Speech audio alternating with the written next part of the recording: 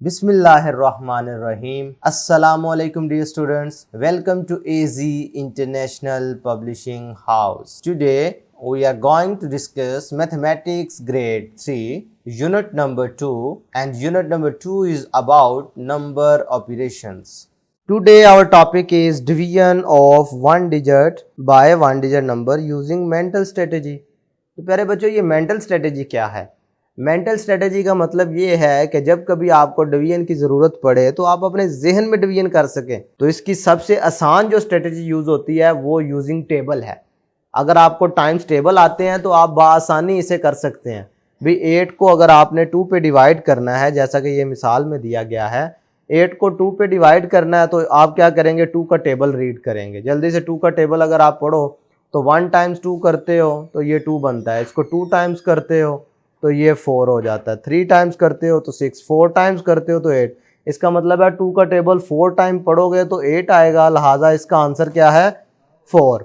अब ये जो स्ट्रेटजी साथ आपको समझाई गई है वो ये है कि इसमें से सक्सेसिव सब्ट्रैक्शन के जरिए, सक्सेसिव सब्ट्रैक्शन का मतलब ये होता है कि आपने एक ही नंबर बार बार उसमें से सब्ट्रैक्ट करते जाना है।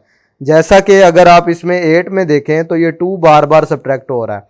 पहले 2 सब्ट्रैक्ट किया, आंसर 6 में से दोबारा से 2 सब्ट्रैक्ट कर दो, आंसर 4 में से दोबारा 2 सब्ट्रैक्ट कर दो, फिर भाई आंसर 2 में से दोबारा 2 सब्ट्रैक्ट कर दो, आंसर 0। वहां तक आपने जाना है जहां तक कि आंसर 0 ना आ जाए। और ये कितनी दफा करने से आया है, 4 टाइम करने से, इस वजह से इसका आंसर 4 आ गया। तो ये मेंटल स्ट्रेटेजी आपको बाय सक्सेसिव सब्ट्रैक्शन भी समझा दी है और बाय यूजिंग टेबल भी समझा दी है। तो मेरा ख्याल है टेबल वाला ज्यादा आसान है, आप इसे बआसानी अप्लाई कर सकते हैं।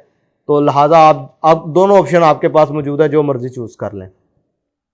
अब 6 को 3 पे डिवाइड करो तो फिर आप क्या करोगे, 3 का टेबल आपने पढ़ना है।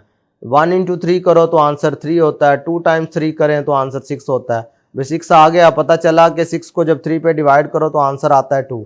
इसी को सक्सेसिव सब्ट्रैक्शन के लिहाज से अगर देखो तो 6 में से आप क्या कर रहे हैं, 3 को पहले सब्ट्रैक्ट किया, आंसर 3 आया। यहाँ पे स्टॉप नहीं किया आपने, क्योंकि स्टॉप वहां पे करना है जब आंसर 0 आए। तो लिहाजा उसी आंसर में से दोबारा से 3 को सब्ट्रैक्ट किया, आंसर आ गया 0। तो कितनी दफा करने से 0 बना, 2 दफा करने से, तो लिहाजा इसका आंसर 2 हो गया। तो ये एक रिमेंबर बॉक्स में बड़ी प्यारी बात लिखी है कि division is a process of successive subtraction. भाई बार बार एक ही नंबर को सब्ट्रैक्ट करने का अमल क्या कहलाता है, डिवीजन कहलाता है। इसी से रिलेटेड हम प्रैक्टिस सेक्शन पर मूव कर रहे हैं जी। Complete the following using mental strategy. तो मैंने आपको बताया मेंटल स्ट्रेटेजी सबसे आसान है यूजिंग टेबल। अपने जहन में टेबल को रिकॉल करो, पढ़ो बार बार।